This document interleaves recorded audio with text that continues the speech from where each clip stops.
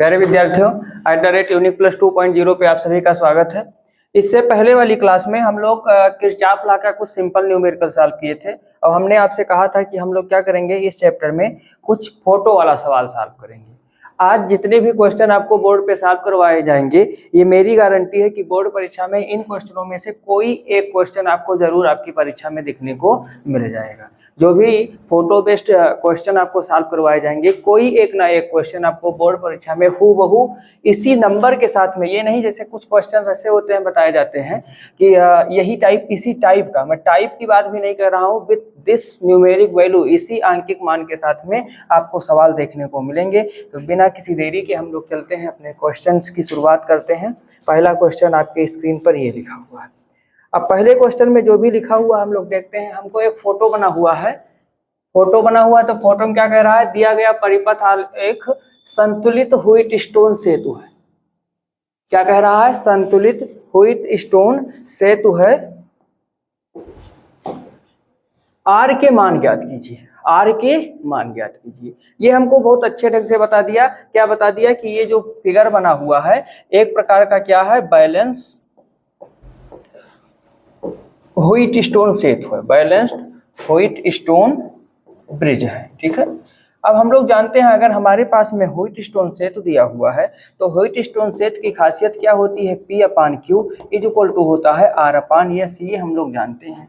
कहने का मतलब कि यदि चार प्रतिरोधों को किसी समांतर चतुर्भुज पैरेललोग्राम की साइड के द्वारा रिप्रेजेंट किया जाएगा तो इस कंडीशन में होगा क्या कि उनकी किन्हीं दो कॉन्जुगेट यानी संलग्न भुजाओं पर लगे प्रतिरोधों का अनुपात क्या होगा, नियत होगा। तो इसमें हम मान लेते हैं, चलो भाई हम इस वाली साइड को P मान लिए, इसको Q मान लिए, और ये हमारा क्या हो गया, R हो गया, ये हमारा क्या हो गया, S हो गया। तो अब इस कंडीशन में देखो, यहाँ जो हमारी R वाली साइड लगी हुई है, R वाली साइड पे दो रेजिस्टेंस लगे हुए हैं। कितने रेजिस्टेंस लगे हुए हैं, एक ये लगा हुआ है और एक ये लगा हुआ है। तो सबसे पहले हमें क्या करना होगा, हम इसका रिजल्टेंट अभी पता कर लेंगे। पता करने के बाद जो भी खटर पटर करना होगा खटर पटर करेंगे, हमारा कैलकुलेशन हो जाएगा। तो अभी के लिए हम क्या मानेंगे कि ये इतना जो हमारा रेजिस्टेंस है ये R' है। अभी के लिए इसको हम क्या मान लेंगे कि हमारा R एंड 15 ओम जो क्या है पैरेलल सीरीज में लगा हुआ है, इसका रिजल्टेंट क्या हो जाएगा, R' हो जाएगा। तो R' जब हम मान लेंगे तो हमको मिला क्या भाई, इस वाले फार्मूले पर अप्लाई करेंगे, इस वाले फार्मूले पर अप्लाई करके अपना सोल्यूशन फाइंड आउट करने की कोशिश करेंगे। तो P की वैल्यू हुई है 6, Q की वैल्यू दी हुई है 3, = इसको हमने R' मान लिया तो हो जाएगा R' अपान क्या हो जाएगा 1.5। इसको जब सॉल्व करेंगे तो 3 × 1 = 2, 3 × 1 = 3, 3 × 2 = 6। ये क्या हुआ 2/1 = R'/1.5। बटरफ्लाई मेथड लगा देंगे। कौन सा मेथड, बटरफ्लाई मेथड। ऐसे क्रॉस मल्टीप्लाई कर देंगे तो जैसे क्रॉस मल्टीप्लाई करेंगे हमको R' मिल जाएगा 2 × 1.5 = 3.0 ओम। मीन्स R' क्या मिला हमको, 3 ओम मिला। अब ध्यान दीजिएगा, इस पूरे की वैल्यू कितनी आई है, 3 ओम। यहाँ पे कितने रेजिस्टेंस लगे हुए हैं, 2, एक अननोन है R और एक इसके साथ में नोन लगा हुआ है 15 ओम का। किस सीरीज में, पैरेलल सीरीज में। तो ये हमारा R' कैसे निकलेगा, इसके लिए एक छोटा सा कैलकुलेशन करेंगे क्या कि 1/R', क्योंकि ये पैरेलल सीरीज में है तो ये हो जाएगा 1/R + 1/15। क्यों, क्योंकि आप लोग जानते हैं कि अगर सीरीज में जुड़ा होता तो सीरीज के लिए क्या होता, R = R1 + R2 + R3 होता है। बट अगर ये पैरेलल जुड़ा हुआ है तो क्या हो जाएगा, पैरेलल में 1/R = 1/R1 + 1/R2 + 1/R3, ऐसे जितने जुड़े होंगे। अब इसी को हम लोग क्या करेंगे, सॉल्व कर लेंगे। तो देखो भाई R' की वैल्यू हमने अभी निकाली थी 3, तो ये हो गया 1/3 = 1/R + 1/15। इसकी वैल्यू फाइंड करनी है, इसको इधर ले आएंगे तो 1/3 - 1/15 = क्या हो जाएगा, 1/R हो जाएगा। या अगर हम कहें तो 1/R = क्या हो जाएगा, इन सब का एलसीएम क्या होगा। तो जब मैं इन सब का एलसीएम आपसे पूछूंगा तो 3 और 15 का एलसीएम आप बताओगे 15, 3 × 5 = 15 - 1। ठीक है, तो 1/R = कितना हो गया, 4/15। या अगर हम आपसे R पूछें तो क्या बताओगे, 15/4 बताओगे। क्या बताओगे, 15/4। अब इसको भाई जब डिवाइड करोगे तो जैसे ही इसको डिवाइड करोगे ये आपका R क्या आ जाएगा, ये आ जाएगा 4 × 3 = 12, 4 × 3 = 12 आ गया। अब 12 के बाद में बचा कितना, 3, 3 4 से छोटा है, पॉइंट लगा देंगे, 0 हो जाएगा, 30 हो जाएगा, 3 7 जा कितना हो जाएगा भाई 28। अब क्या बचा 2, 0 ऐड करेंगे 3.75 ओम। तो यही हमारा क्या हो जाएगा, इस क्वेश्चन का आंसर हो जाएगा। मीन्स यहाँ पे जो R लगा हुआ था इसकी वैल्यू आएगी 3.75 ओम। कितना आएगा 3.75 ओम। अगर ये आपको नहीं समझ में आया है कि ये कैसे आ गया तो आप ऐसे भी कर सकते थे, ठीक है।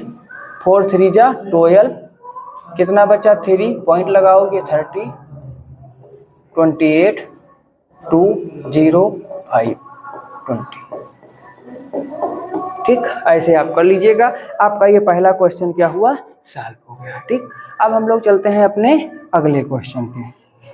अगला क्वेश्चन हमारा क्या कह रहा है, ये 2023 में आया हुआ है। कह रहा है दिए गए परिपथ में एमीटर द्वारा मापी गई धारा ज्ञात कीजिए।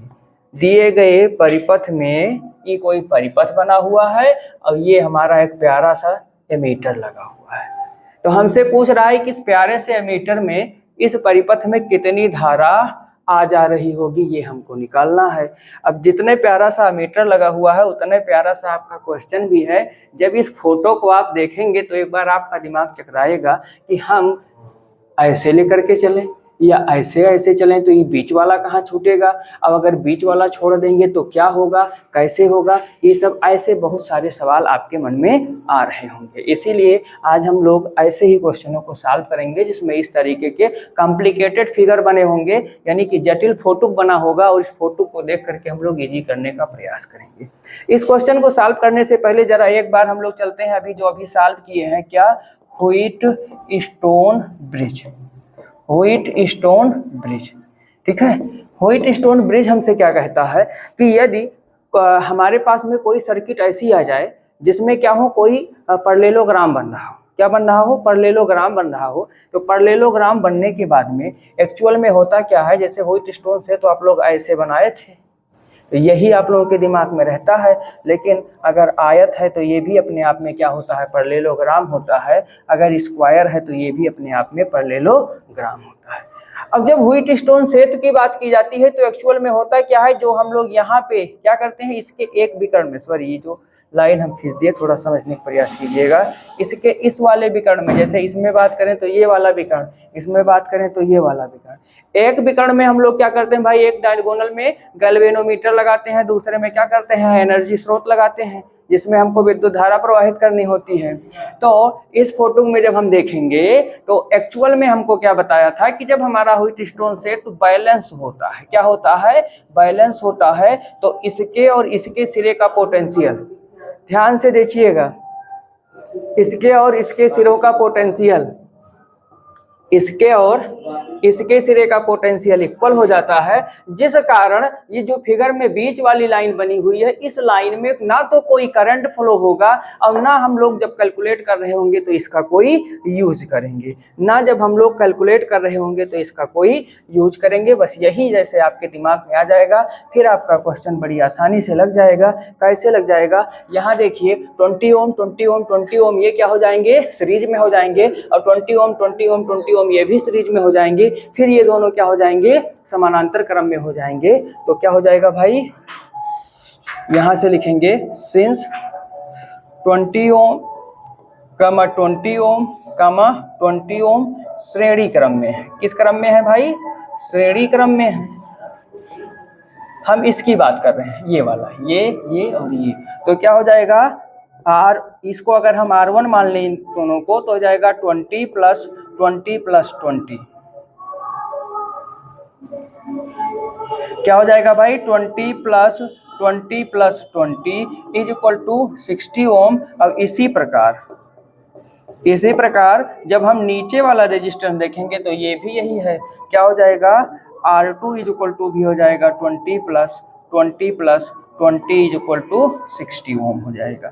बस भाई अब तो आपका क्वेश्चन लग ही गया। क्या लग गया, ये R1 और R2 यानी ये वाली लाइन इस वाली लाइन के क्या है, पैरेलल में है। ये जो व्हीट स्टोन सेतु बना रहा है तो इसमें कोई करंट ही नहीं आएगा, और जब इस रेजिस्टेंस में कोई करंट नहीं आएगा तो इसको हमें कंसीडर करने की कोई जरूरत ही नहीं है। तो यहाँ पे क्या हो जाएगा, सिंस R1 व R2 समांतर क्रम में है। किस क्रम में है? समांतर क्रम में है। तो अब समांतर क्रम में हो जाएंगे तो क्या हो जाएगा, 1/r equal to 1/r1 plus 1/r2 यानी 1/60 प्लस 1 क्या हो जाएगा 60, यानी 1/r इक्वल टू हो जाएगा 2/60। इसको सॉल्व करेंगे तो 1/30 हो जाएगा। तो यहाँ से r इक्वल टू क्या मिल जाएगा 30 है।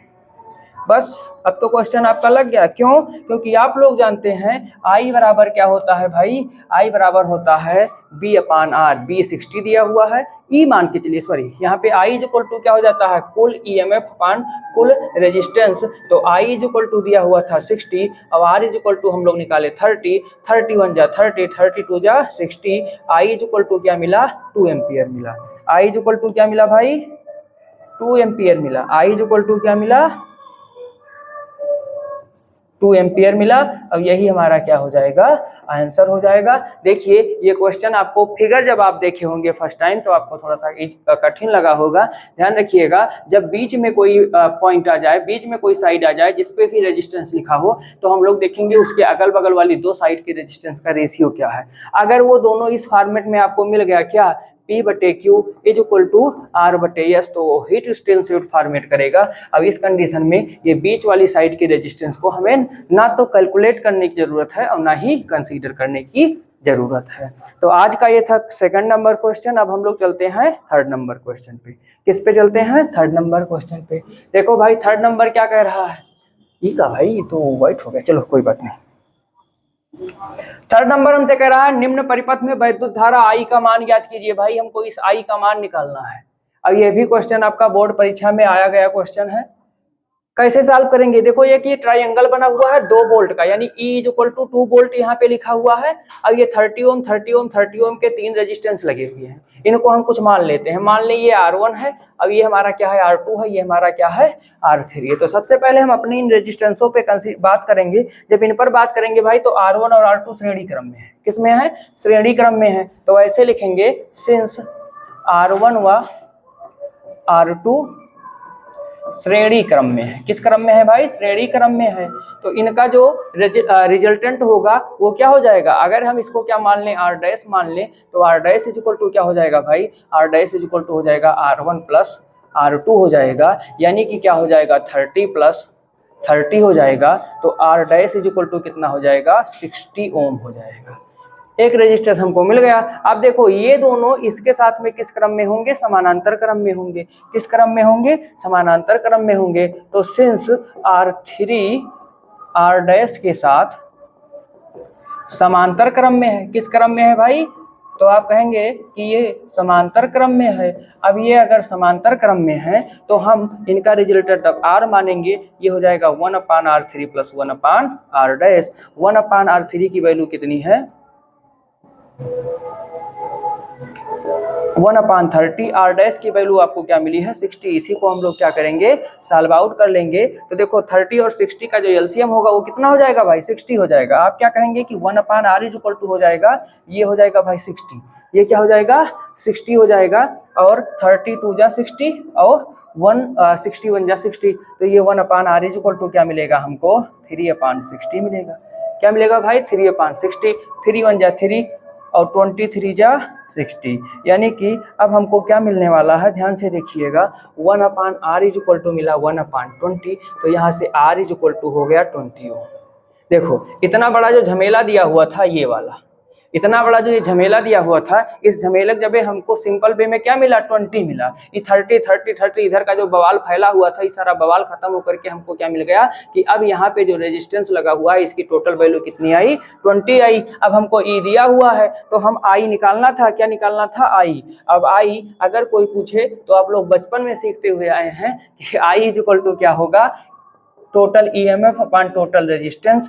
भैया ई दिया हुआ है 2, अब ये दिया हुआ है 20, 2 1 जा 2, 2 10 जा 20। आई इज इक्वल टू 1/10, जिसको हम लोग साधारण बोलचाल की भाषा में, किस भाषा में? साधारण बोलचाल की भाषा में 0.1 लिख सकते हैं। तो आई इज इक्वल टू हमारा क्या हो जाएगा 0.1 एम्पियर। यही आपका क्या हो जाएगा आंसर हो जाएगा। क्या हो जाएगा भाई? ये जो 0.1 एम्पियर मिला है यही आपका क्या हो जाएगा आंसर हो जाएगा। यही आपका क्या हो जाएगा, आंसर हो जाएगा। एक बार क्वेश्चन को आप लोग क्या करिए, अच्छे ढंग से देख लीजिए।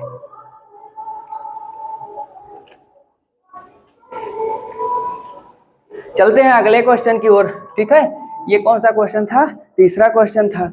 अगले क्वेश्चन की ओर चलते हैं। इसमें देखिए भाई, इसमें तो और झमेला बना हुआ है।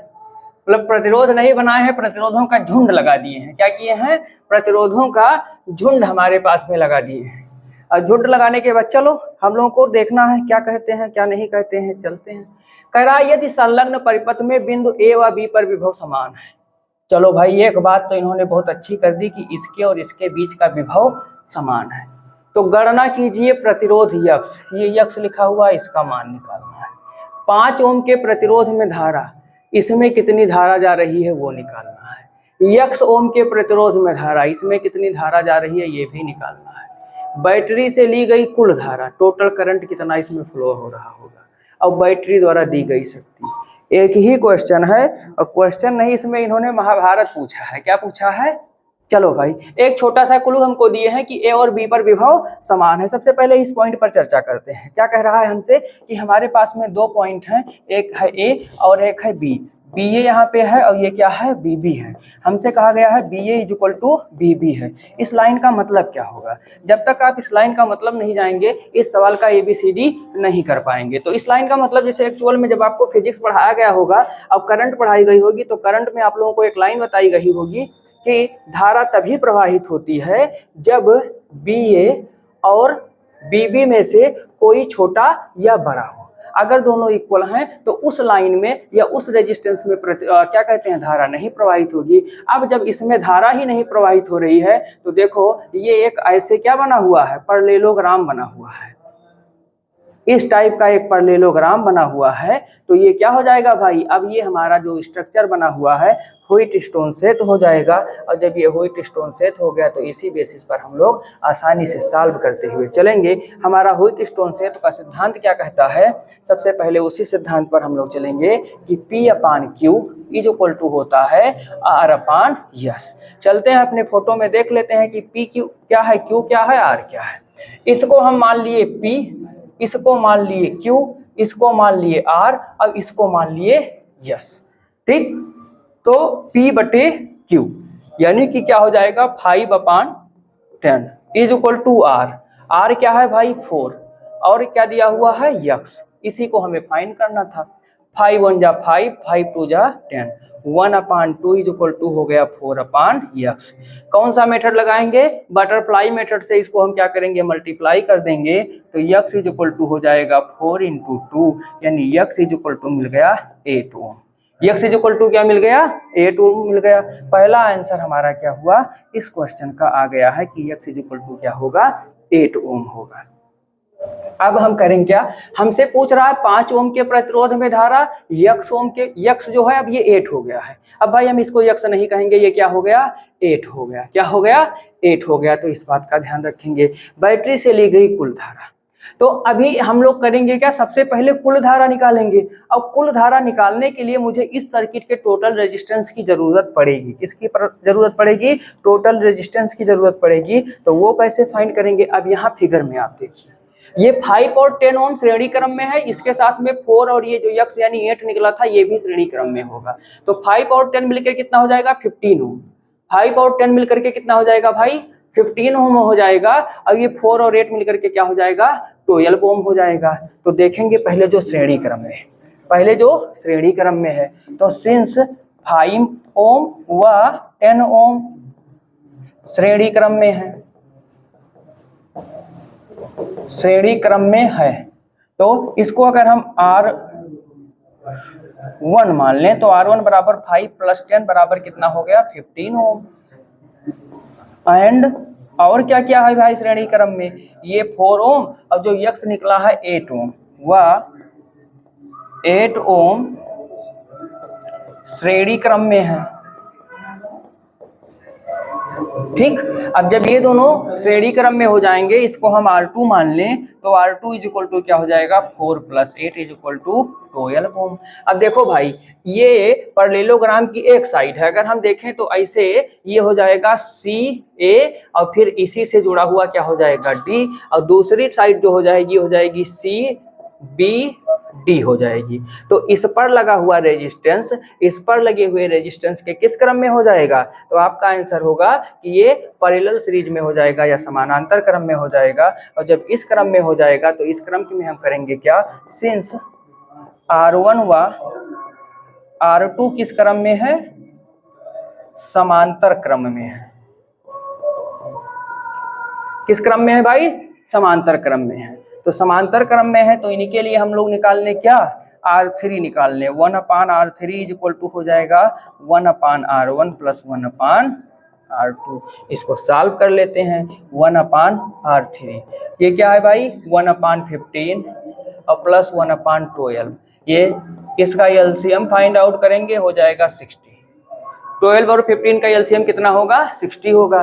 तो इसको भाई इसमें क्या करें देखें तो 15 4 जा 60 और 12 5 जा 60। 1/R3 इज इक्वल टू क्या हो गया? 9/60 हो गया, या R3 इज इक्वल टू मिल गया 60/9। अब कुछ लोगों के मन में आ रहा होगा चलो एक चीज फतेह हो गई, क्या टोटल रेजिस्टेंस निकाल लिए, लेकिन अभी नहीं। अभी तो हमने सिर्फ इतनी चीज का टोटल निकाला है, इसके साथ में 15 ओम और लगा हुआ है। क्या लगा हुआ है? 15 ओम और लगा हुआ है। तो ये जो 15 ओम है, ये जो 15 ओम है, इसकी क्या कहानी होगी भाई? तो जब हम इस 15 ओम की बात करेंगे तो ये वाला जो हमारा 15 ओम है ये भी क्या हो जाएगा? श्रेणी क्रम में हो जाएगा। क्या हो जाएगा भाई? श्रेणी क्रम में हो जाएगा। ये भी हमारा क्या हो जाएगा? श्रेणी क्रम में हो जाएगा। इसके साथ में किस क्रम में हो जाएगा? श्रेणी क्रम में। तो अब हम निकाल लेंगे अपने इस सर्किट के लिए R। क्या निकालेंगे? R। तो R इज इक्वल टू हो जाएगा ये R3 + 15। अब देखो R बराबर R3 क्या है? 60/9 और प्लस में क्या है? 15। ठीक, ये क्या हो जाएगा भाई? 20 और ये हो जाएगा 3। R3 बराबर हो गया 20 और प्लस ये कितना हो जाएगा? इसमें जब हम 20/3 + 15 एक लाइन और लिख दें, इसका एलसीएम लेंगे तो 20 प्लस ये हो जाएगा 45/3। R इज इक्वल टू मिल गया 65/3। ध्यान से देखिएगा, ये जो हमारा टोटल सर्किट बना हुआ था, इस पूरे टोटल सर्किट का रेजिस्टेंस कितना आया? 65/3 ओम। अब यहाँ पे जो ईएमएफ लगा हुआ है 5 वोल्ट का लगा हुआ है ये, तो हम क्या करेंगे? बैटरी से ली गई कुल धारा आप आसानी से निकाल सकते हैं। कैसे निकालेंगे? तो बैटरी से ली गई कुल धारा, सबसे पहले क्या निकालेंगे? कुल धारा। कुल धारा को अगर हम I मान लें तो ये I इज इक्वल टू क्या हो जाएगा? हमारा कुल ईएमएफ दिया हुआ है 5, और अभी जो हम लोगों ने रेजिस्टेंस निकाला था वो क्या निकाला था? 65/3 निकाला था। क्या निकाला था? 65/3। तो ये 3 हमारा कहाँ चला जाएगा? ऊपर चला जाएगा। I इज इक्वल टू हो जाएगा 5 × 3/65। 5 1 जा 5, 13 5 जा 65। तो I इज इक्वल टू कितना मिल गया? 3/13 एम्पियर। I क्या मिला? बैटरी से ली गई कुल धारा क्या हो गया? इतना आ गया। अब कुल धारा के बाद में दूसरा हमसे क्या पूछ रहा है? दूसरा हमसे क्या पूछ रहा है? चलो ये हमारा ये वाला आंसर आ गया, बैटरी से ली गई कुल धारा। अब हम इस वाले को सॉल्व करेंगे कि 5 ओम के प्रतिरोध में धारा कितनी होगी। तो ये जो I धारा निकलेगी जब इस पॉइंट C पे पहुंचेगी, यहाँ ध्यान दीजिएगा, तो ये 2 पार्टों में, एक इसमें और एक इसमें चली जाएगी। हमसे पूछ रहा है इस वाले में कितनी धारा, यानी 5 ओम में कितनी धारा होगी। तो 5 ओम के लिए हम लोग धारा निकाल लेते हैं। अब 5 ओम में जो धारा होगी वो बेटा ध्यान से देखिएगा, A और C के सिरों के बीच का जो पोटेंशियल होगा प्लस A और C के सिरों के बीच जो क्या हो जाएगा? हाँ, रेजिस्टेंस होगा, उसी के इक्वल हो जाएगा। तो कैसे निकालेंगे देखेंगे। ये हमारा चौथा आंसर है दूसरे आंसर के लिए। 5 ओम में धारा, तो 5 ओम में जब हम लोग धारा निकालेंगे तो ये धारा क्या हो जाएगी भाई, ये हो जाएगी BAC अपान इसका जो टोटल रेजिस्टेंस है, तो इस रो में जो टोटल रेजिस्टेंस है वो क्या है 5 + 10 है। यहाँ देख लीजिए अपने फिगर में, ये वाला 5 और ये वाला क्या है 10 है, तो 5 + 10। अब ये BAC कैसे निकलेगा, BAC के लिए हम लोग ऐसे निकालेंगे, ये देखिए हमारा जो टोटल क्या कहते हैं EMF है वो है दिया हुआ है 5 माइनस इसके साथ में ये वाला रेजिस्टेंस भी लगा हुआ है ये 15 ओम का, तो हम इसमें जो धारा प्रवाहित हो रही है इसको माइनस कर देंगे -15, और धारा इसमें कितनी है 3/15 बटे 10 + 5 कितना हो जाएगा 15। ध्यान से देखिएगा, ये 13 है भाई, गलत लिख दिया थोड़ा सा।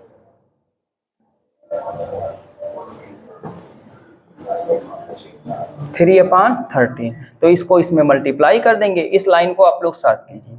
कैसे सॉल्व करेंगे, इसको यहाँ पे मल्टीप्लाई कर देंगे तो ये 13 हमारा नीचे आ जाएगा। 13 × 5 = 65 -15 × 3 = 45 अपान 15 × 13।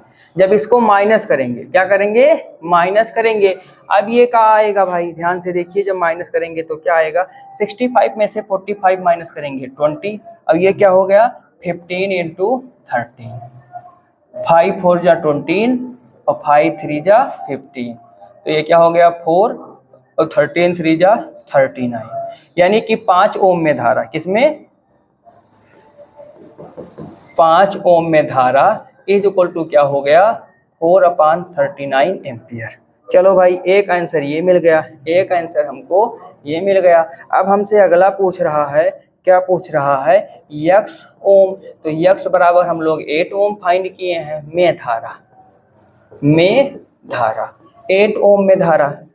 जरा ध्यान से देखिएगा, टोटल यहाँ पे जो धारा है वो कितना है 3/13 एम्पियर है, इसका एक पार्ट इसमें चला गया कितना 4/39 एम्पियर, 4/39 एम्पियर जो है इस पार्ट में चला गया, तो अब बचा I2 क्या हो जाएगा, I से I1 हम लोग क्या करें माइनस कर दें, बस हमको I2 मिल जाएगा। तो ये हमारा क्या हो जाएगा, अगर हम इसको I1 मान लें, क्या मान लें I1 मान लें, और इसको I2 मान लें, तो इसमें धारा I2 इज इक्वल टू क्या हो जाएगा, जैसे भाई यहाँ पे होगा क्या I बराबर होगा I1 + I2, तो I2 बराबर हो जाएगा I - I1।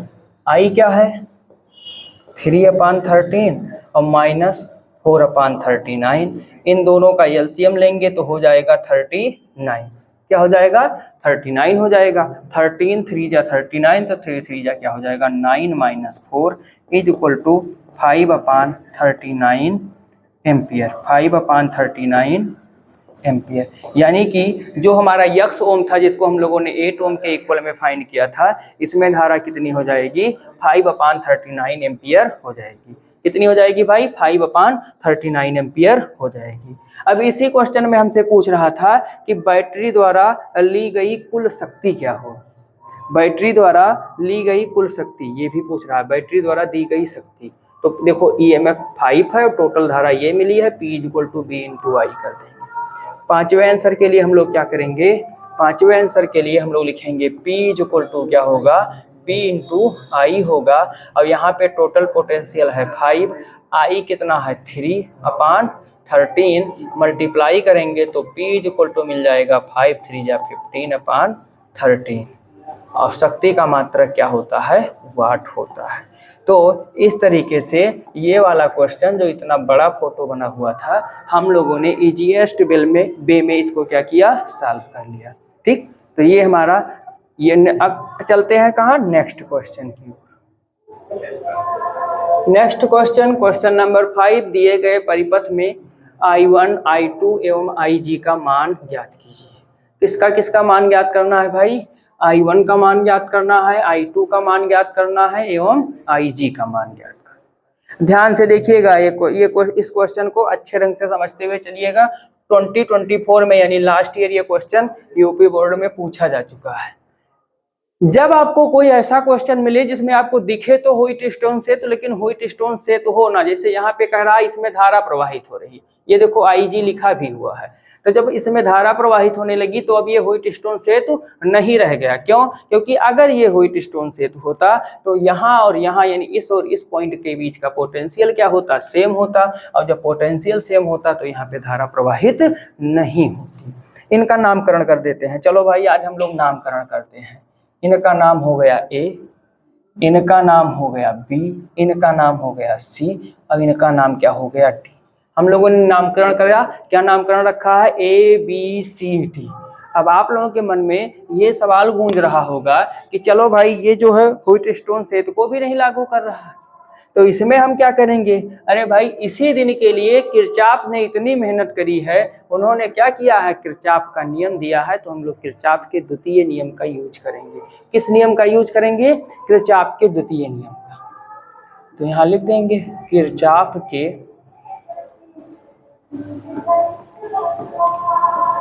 द्वितीय नियम से। अच्छा, किरचॉफ का द्वितीय नियम कहता क्या है? किरचॉफ का जो द्वितीय नियम है वो हमसे क्या कहता है? किरचॉफ का द्वितीय नियम हमसे कहता है कि summation of I R is equal to summation of ही, बस क्या कोई बंद पास होना चाहिए। तो यहाँ पे सबसे पहले हम लोग देखेंगे कि हमारे पास में बंद पास कितना बन रहा है। तो एक बंद पास हमारा बन रहा है A B D A B D A. दूसरा जो बंद पास बन रहा है बी सी डी बी, क्या बन रहा है भाई? B C D B. तीसरा जो बंद पास हमारा बन रहा है वो क्या बन रहा है? देखो A D C A, A D C A, A D C A. ये इस प्रकार से तीन बंद पास हमारे बन रहे हैं। इन्हीं तीन बंद पासों पर हम लोग विचार करेंगे। हम लोगों को अलग अलग इक्वेशन मिलेगा और इन्हीं इक्वेशनों को हम लोग सॉल्व कर लेंगे। बस हमारा क्वेश्चन क्या हो जाएगा? सॉल्व आउट हो जाएगा। हमारा क्वेश्चन क्या हो जाएगा भाई? सॉल्व आउट हो जाएगा। तो थोड़ा धैर्य का परिचय देते हुए हम लोग अपने क्वेश्चन को सॉल्व करेंगे। कैसे सॉल्व करेंगे? चलते हैं भाई। बंद पास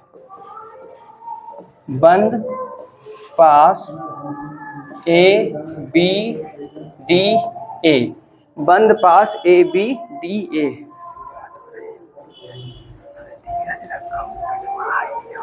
चलो भाई ए बी डी ए में चलो देख लेते हैं। इनका रूल क्या कहता है? Summation I R is equal to होता है समेशन ई। ठीक है, तो चलो यहां से शुरू करते हैं। समेशन आई आर चलते हैं, क्या करते हैं? 100 ओम में कितनी धारा प्रवाहित हो रही है? I1।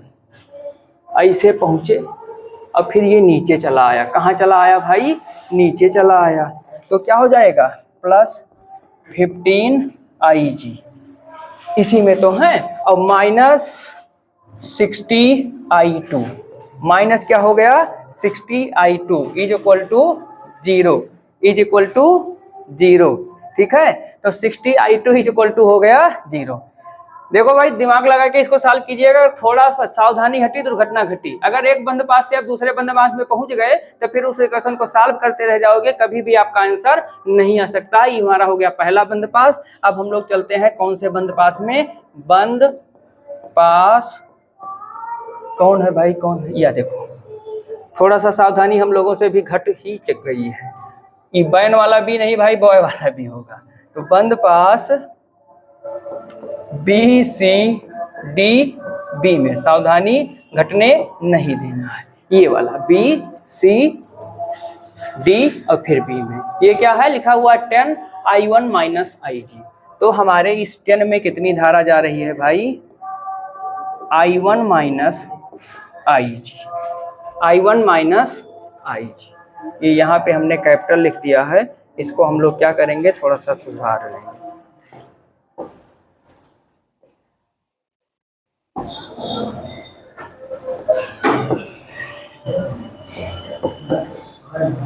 I1 माइनस IG ये हो गया।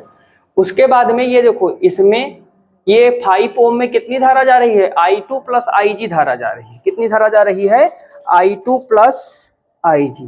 तो हो गया -5। और कौन कौन सी धारा है? I2 सॉरी फिर कैपिटल हो गया,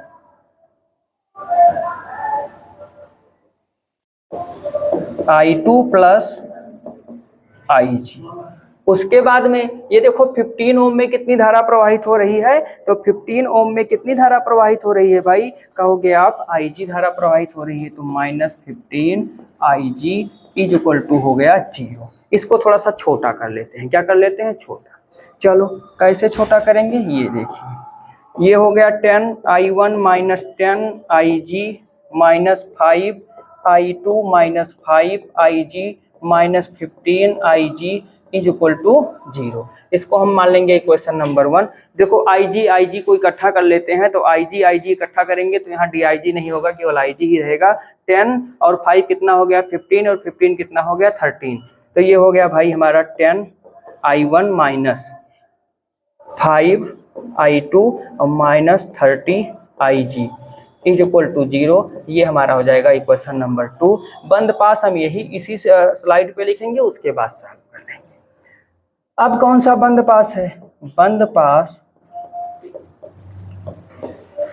कौन है भाई, ADCA में, ADCA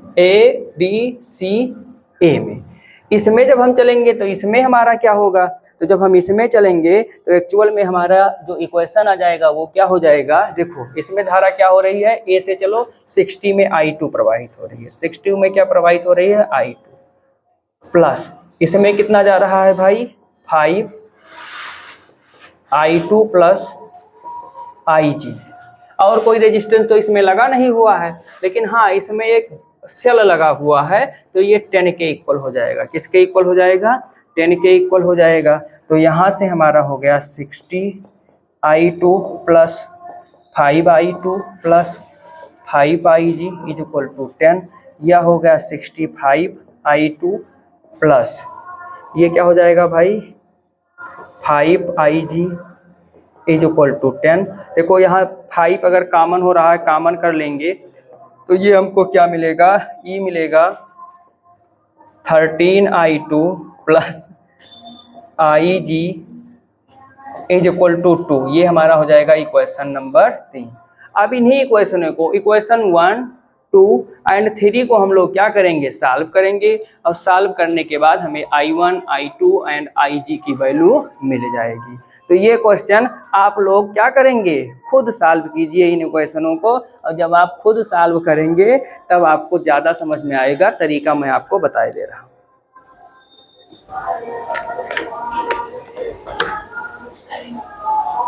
सबसे पहले आप लोग इक्वेशन 3 यूज करेंगे। कौन सा इक्वेशन यूज करेंगे, ये यहाँ से IG की वैल्यू आपको मिलेगी 2 माइनस 13I2, क्या मिलेगी 2 माइनस 13I2 मिलेगी। उसके बाद में क्या करेंगे, किसी एक इक्वेशन में चाहे सेकंड में चाहे फर्स्ट में रख देंगे, तो आपको I1 की वैल्यू I2 के टर्म में मिल जाएगी। अब फिर उस I1 की वैल्यू जो I2 के टर्म में मिलेगी उसका यूज करेंगे, फिर आपको क्या मिलेगा, एक वैल्यू कोई निकल के मिल जाएगी, उसी को पुटअप करते हुए चले जाएंगे। इन्हीं 3 इक्वेशनों को आपको क्या करना है, सॉल्व करना है। इसमें बड़ी बात ये थी कि हम लोग इक्वेशन कैसे बनाएंगे, तो वो मैंने आपको अच्छे ढंग से समझा दिया है। इन्हीं 3 इक्वेशनों को आप लोग सॉल्व कर लीजिएगा, और ये नहीं समझ में आएगा कमेंट करिएगा, आपको इसका आंसर भी मिल जाएगा। अब हम लोग चलते हैं अपने अगले क्वेश्चन पे।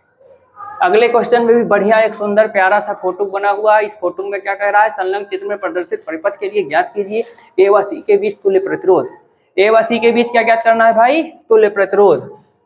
चलो चेक करते हैं, 15 और 13 1/2, 3 एंड 6 1/2। व्हीटस्टोन सेतु है, मीन्स इसका कोई काम ही नहीं है, इसका कोई काम ही नहीं है। चलते हैं जल्दी से सॉल्व कर लेते हैं। कैसे सॉल्व करेंगे, 15 और 3 क्या है, श्रेणी क्रम में है, तो सिंस 15 ओम व 3 ओम किस क्रम में है भाई, श्रेणी क्रम में है। कैसे हमको पता चला, इसका रेशियो निकाले 15 और 30 का 1/2, 3 और 6 का रेशियो निकाले 1/2, दोनों सेम है, P/Q = R/S है, तो हमको पता चल गया ये व्हीटस्टोन सेतु में है। तो यहाँ से हम इसको R1 मान लेंगे, R1 = 15 प्लस 3 = कितना हो गया 18 ओम। चलिए सो फार सो गुड। नेक्स्ट में क्या कह रहा है, 30 ओम व 6 ओम श्रेणी क्रम में है। किस क्रम में है, श्रेणी क्रम में है। अब जब ये श्रेणी क्रम में है तो इसको R2 मान लेंगे, R2 = 30 प्लस 6 = कितना हो जाएगा 36 ओम। चलो अब कौन सी बात बची, ये जो R1 व R2 है, R1 व R2 किस क्रम में है भाई, समांतर क्रम में है। किस क्रम में है, समांतर क्रम में है। ये पैरेललोग्राम का रूल होता है, दो साइड किस क्रम में हो जाएगी, श्रेणी क्रम में ऊपर वाली, तो नीचे वाली दोनों साइड क्या हो जाएगी, ये दोनों श्रेणी क्रम में, ये दोनों श्रेणी क्रम में, बीच में एक डिवाइडर लगा लो जो इसका डायगोनल AC होता है, तो डायगोनल AC के अपर साइड में क्या हो जाएगा भाई, जो होगा, और जो लोअर साइड में होगा, दोनों क्या हो जाएंगे, पैरेलल हो जाएंगे, अपर साइड और लोअर साइड में। ये जो बेटा AC लगा हुआ है 6 वोल्ट, एक्चुअल में लगा होना चाहिए था यहाँ पे, कहाँ पे, यहाँ पे, और यहाँ पे लगाते तो E वाली लाइन और E वाली लाइन ओवरलैप कर जाती, इसलिए इसको हमने कहाँ लगाया, यहाँ पे लगाया है। ठीक है, इस बात का आप लोग ध्यान रखिएगा। तो समांतर क्रम में है, अब हमको R मिल जाएगा, क्या मिल जाएगा, 1/R is equal to 1/R1 plus 1/R2 हो जाएगा। 1/R, R1 कितना निकाले थे भाई, 1/18 प्लस 1/36, दोनों का LCM 36 होगा, 18 2 जा 36, 36 1 जा 36 इज इक्वल टू हो जाएगा 3/36, 3 1 जा 3, ये हो जाएगा 12 इज इक्वल टू हो गया 1/12। Therefore R is equal to क्या हो जाएगा, 12 ओम हो जाएगा। कैलकुलेशन ऐसे ही आपको भी तीव्रता के साथ में करनी ही करनी है। तो A व C के बीच तुल्य प्रतिरोध ज्ञात करना था, ये तो हो गया। तुल्य प्रतिरोध कितना आ गया, 12 ओम आ गया। अब क्या कह रहा है, कह रहा है धाराओं I1 व I2 के मान ज्ञात कीजिए, धाराओं I1 व I2 के मान ज्ञात कीजिए। तो सबसे पहले हम I निकालेंगे, I इज इक्वल टू क्या हो जाएगा, हमको ये दिया हुआ है E, तो कुल E कितना है भाई, 6 है, और बटे कुल रेजिस्टेंस कितना है, 12, कितना है भाई, 12, 6 1 जा 6, 6 2 जा 12, बचा 1/2, यानी I बराबर मिला 0.5 एम्पियर। कितना मिला भैया, 0.5 एम्पियर। लगे हाथों लग जाओ। E जब I ऐसे आएगा, I वाला प्लस सिरा, I माइनस सिरा, तो यहाँ से I1, यहाँ से क्या हो गया, I2। I1 कैसे निकालेंगे, I1 बराबर होगा ये जो हमारा EMF है बटे इस वाली लाइन का रेजिस्टेंस। तो इस वाली लाइन का रेजिस्टेंस हमें मिला है 18, कितना मिला है, 18 मिला है। ये देखो इस वाली लाइन का रेजिस्टेंस हमें क्या मिला है, 18 मिला है। तो 6 1 जा 6, 6 3 जा 18 बराबर आया 1/3, यानी I1 बराबर कितना मिल गया, 1/3 एम्पियर। एक आंसर आपका ये हो गया। फिर पूछ रहा है I2, तो I2 वाली लाइन देखो, यही वाली लाइन है, कौन वाली लाइन, यही वाली लाइन। और इस लाइन के लिए ये तो है 6, रेजिस्टेंस कितना है, तो ये 36, कितना है भाई, 36, 6 1 जा 6, 6 6 जा 36, I2 इज इक्वल टू क्या मिल गया, एक सुंदर सा आंसर हमको मिला 1/6 एम्पियर। क्या मिला, 1/6 एम्पियर मिला। तो इस तरीके से ये हमारा दोनों क्वेश्चन सॉल्व हो गया। सॉरी, जो दो आंसर हमसे, एक ये पूछा था, एक ये पूछा था, और एक ये पूछा था। इतनी चीजें हमसे पूछी थी इस क्वेश्चन में, और सारी की सारी चीजें निकल करके आ गई हैं। देखते हैं और कोई क्वेश्चन। ये क्या है भाई, व्हीट स्टोन सेतु की 4 भुजाओं का प्रतिरोध निम्नलिखित है, ऐसे ऐसे ऐसे है, ऐसे ऐसे। अरे एक सेकंड देखिए, थोड़ा सा देखिए ये वाला क्वेश्चन देखिए, 100 10 65 और ये 15। चलो यहाँ पे भी 10 है,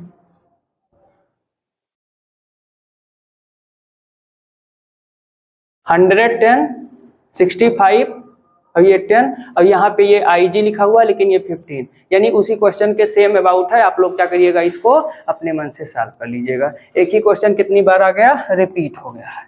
क्या हो गया है, गलती से ये क्या कर गया, रिपीट कर गया है। तो इसको आप लोग सेल्फ से सॉल्व कर लेंगे। हम लोग अगला क्वेश्चन देखते हैं, कौन सा, क्वेश्चन नंबर 8 में क्या कह रहा है भाई, चलो। संलग्न चित्र में यदि धारामापी जी में कोई विक्षेप नहीं है, यानी BB और BD potential at point B and potential at point D दोनों सेम है, इसलिए कोई विक्षेप नहीं है। तो इस दशा में R का मान ज्ञात कीजिए। देखो R लिखा हुआ है, यह लिखा है, इनका मान निकालना है। और कह रहा है इसमें प्रवाहित धारा का भी परिकलन कीजिए। तो R का मान तो भाई बड़ी आसानी से निकल जाएगा। कैसे, P/Q बराबर R/S। श्रीमान व्हीटस्टोन महोदय, ये हो गया P, ये हो गया Q, ये तो R है, ये है, E हो गया S। चलो ये हो गया 15, ये हो गया 30 इज इक्वल टू R आ रहा है। S का मान कितना है, 6 1 2 2 3। ठीक, ऐसे काटेंगे, ऐसे क्या करेंगे, काटेंगे। अब काटना आप लोग जान गए होंगे। इस वाली एरिया में मिला 1/1 इज इक्वल टू इधर क्या मिला R/3, बटरफ्लाई मेथड से मल्टीप्लाई करेंगे, R इज इक्वल टू मिल जाएगा 3 ओम। R इज इक्वल टू क्या मिल जाएगा, 3 ओम मिल जाएगा। R इज इक्वल टू क्या मिल जाएगा, 3 ओम। अब E मिल गया हमको 3 ओम, क्या मिल गया, 3 ओम। अब हमसे पूछ रहा है कि इसमें धारा क्या होगा, तो धारा हम नहीं निकलवाएंगे, धारा हम क्या करेंगे, नहीं निकलवाएंगे, धारा आपको निकालना है। अब कुछ लोगों के मन में आ रहा होगा ऐसा क्यों, हमें क्यों निकालना है, तो चलो आओ बता दे। अच्छा, इसी R में धारा का मान निकालना है, किस में निकालना है, R में, यानी कि हमको I1 निकालना है। क्या निकालना है, I1। देखिए होता क्या है कि एक ही टाइप के क्वेश्चन को घुमा फिरा के पूछा जाता है। अब आपके मन में अगर विश्वास नहीं हो रहा है तो चलिए हम आपको विश्वास दिलाए दे रहे हैं। इसको तो कह दिए थे रिपीट हो गया, चलो या देखो क्या 15, 30, 3, 6, ये 3 नहीं दिया हुआ था, R लिखा हुआ था, यही हम लोग क्या निकाले थे, 3 निकाले थे। यहाँ 6 दिया है, वहीं 6 दिया है। आपसे क्या पूछ रहा है, I1 और I2 का मान यहाँ सब पूछ लिया था, अभी केवल I1 का मान पूछ रहा है। सेम ऐसे आप लोग कैलकुलेशन कर लीजिएगा, देख लीजिए। अगर बिलीव नहीं हो रहा है तो क्वेश्चन नंबर 6 अब क्वेश्चन नंबर 8 को क्या करिए, मिलाइए। देखो ये 6 दिया है, 15, 30, 3, 6, 3 नहीं दिया हुआ था, हम लोगों ने निकाल लिया। चलो जल्दी से कैलकुलेशन कर देते हैं, नहीं आप लोगों को लगेगा कि हाँ सर जी नहीं करवाए। इसमें होगा क्या कि ये 15 और 3 क्या हो जाएगा, 18 और 30 और 6 क्या हो जाएगा, 36 हो जाएगा। ठीक है, इन दोनों का जब हम रिजल्टेंट निकालेंगे तो ये क्या हो जाएगा भाई, ऐसे निकाल लेंगे 1/R इज इक्वल टू 1/1। अच्छा, इसको निकालने की जरूरत, केवल I1 हमको निकालना है। क्या निकालना है, केवल I1 निकालना है। तो केवल I1 के लिए ये हो गया 6, और इस वाली लाइन का रेजिस्टेंस, तो इस वाली लाइन का रेजिस्टेंस क्या हो जाएगा, 15 + 3, तो बराबर हो जाएगा 6/18, 6 1 जा 6, 6 3 जा 18। I1 बराबर क्या हो जाएगा, 1/3 एम्पियर। ठीक, तो ये थे फोटो वाले सवाल जो देखने में जटिल लग रहे थे लेकिन थे साधारण ही, थोड़ा इजी था। बस आपको समझना ये है गैल्वेनोमीटर वाली कहानी, ये वाली कहानी समझनी है कि इसके सिरों के बीच का पोटेंशियल क्या कह रहा है। अगर इसके सिरों का पोटेंशियल इक्वल है या धारा मापी में कोई भी छेद नहीं है तो आपको व्हीटस्टोन सेतु वाला रूल लगाना है।